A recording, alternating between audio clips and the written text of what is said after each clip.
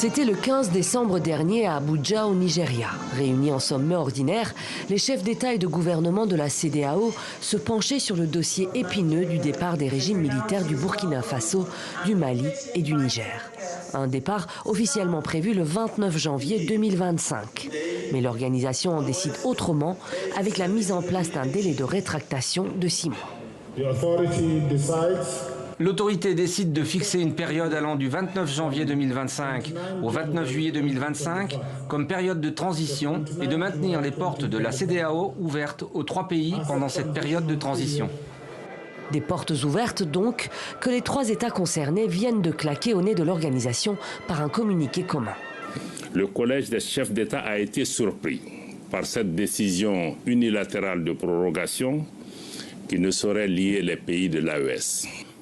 La junte française impérialiste sentant ses intérêts menacés, appuyée par certains chefs d'État de la sous-région, tente désespérément de porter un coup d'arrêt à la dynamique émancipatrice enclenchée par l'AES.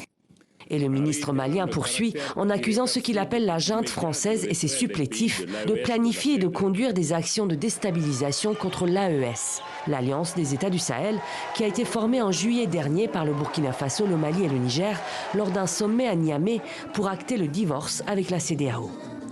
La rupture entre cette alliance et la communauté des États d'Afrique de l'Ouest semble donc bel et bien consommée. La tâche paraît quasi impossible désormais pour les présidents Faure Gnassingbé du Togo et Diomaye Faye du Sénégal.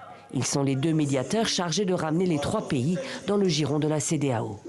Avec ce départ, ce que craint la CEDEAO par-dessus tout, c'est sa propre désintégration, selon les mots de son président, Hama Alieu Touré.